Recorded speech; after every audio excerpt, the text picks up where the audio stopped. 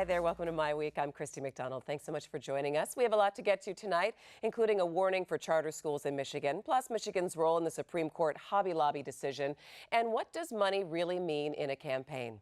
But we do start tonight with a report on the value of the art at the DIA. Just days before retirees and creditors vote on the city's restructuring plan, an investment firm appraised the entire collection and said it could be worth as much as $4.6 billion, which makes creditors looking for a bigger cut from the city salivate. Does this have any impact in the vote that is supposed to be registered by tomorrow? Let's start right there with our MiWeek contributors, Nolan Finley of the Detroit News, Stephen Henderson of the Detroit Free Press, and I'm just going to say straight off, gentlemen, sorry for the low voice today, fighting that summer cold that's going around. Some viewers will really like that. I know. I think I kind of sound like B. Arthur a little bit, so I'll try to keep my yelling to a minimum today, okay, Nolan? So that means that you've got to behave just a little bit. All right, let's talk about this new appraisal of the art. What does this really mean in the big scheme of things, Stephen? Not very much, frankly. I mean, it's a number, and it's a number that'll get some people excited. But for starters, that's a rough appraisal. It's not a market appraisal. If you dumped all that art onto the market at one time, it would likely be significantly less. But more importantly, are the covenants and things that are attached to most of the pieces in this report. You can't just go put the stuff out on the lawn with a price tag. These are pieces that were given to the museum in some cases with conditions on them. They are pieces that have restrictions on what can be done with them.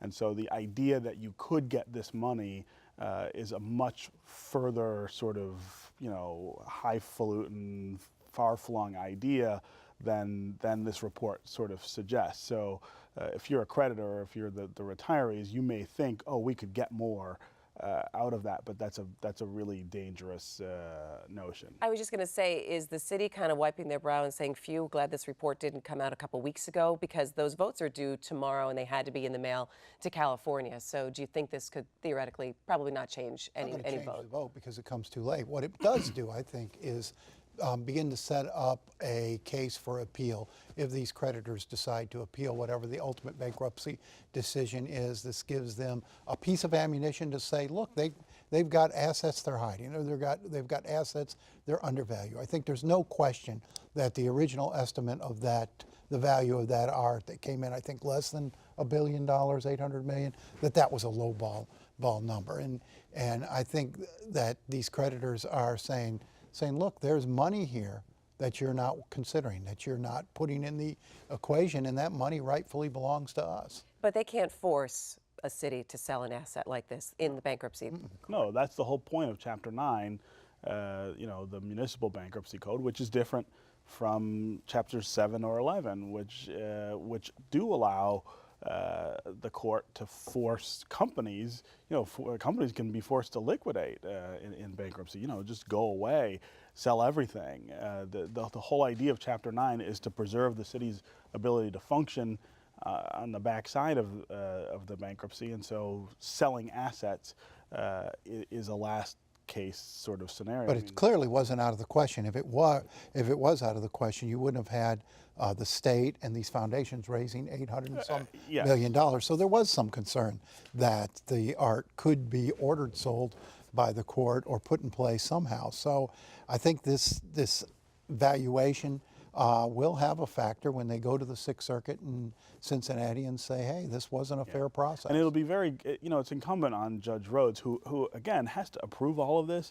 And we keep talking about this grand bargain as though it's a done deal. Right. If the creditors agree to it, that somehow it will be okay. The judge still has to go through this whole thing and decide whether it comports enough with bankruptcy law to survive an appeal. He's not going to sign off on something that he thinks is going to get overturned in the Sixth Circuit. So. And that's where we'll be in August when this entire thing comes into court. But let's talk real quick before we leave this topic on the vote that is due in tomorrow. Kevin Orr, he came on our show a couple weeks ago. He's been out saying, you need to vote for this. We'll find out on July 21st. Are there anything that you're hearing about which way it might go? I mean, they've been saying right along that they feel the vote's coming in their favor. But I mean, it's an odd vote, and it's going to be hard to figure out.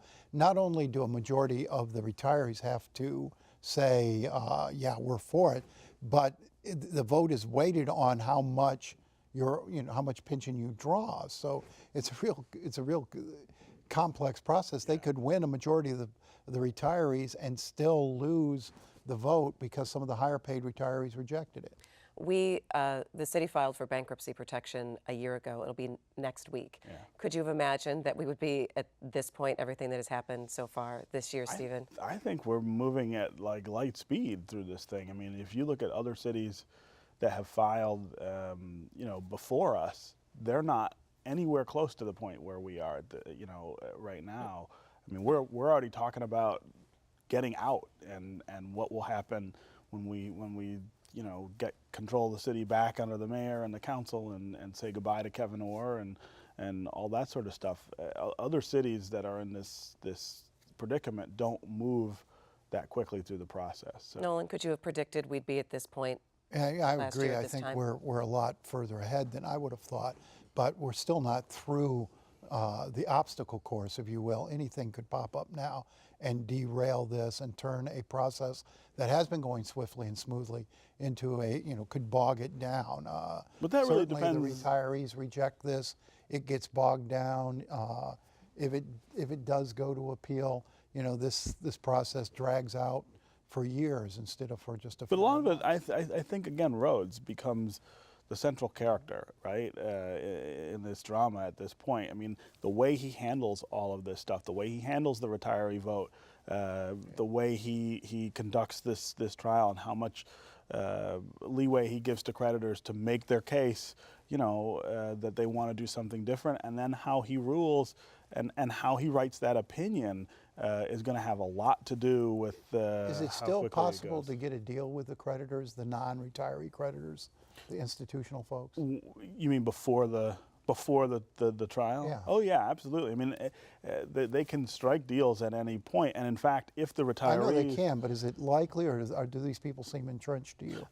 I think if the retirees vote for it, that puts more pressure on the other unsecured creditors to Say we're in. To say, this is probably the best it's going to get, and Is there a sweetener still available? I think that's the big question everybody. what else can they put in? What else can you put in to bring these folks? Or have they put everything on the table that they have, that there's no more sweetener? Well, I mean, the unsecured creditors they weren't offered any sweeteners. I mean, they are taking it, pretty hard in this deal. I mean, very, very big write-downs of their debt. I don't think the city's in a position to really offer them anything because, unless we're going to sell assets, which we don't want to do.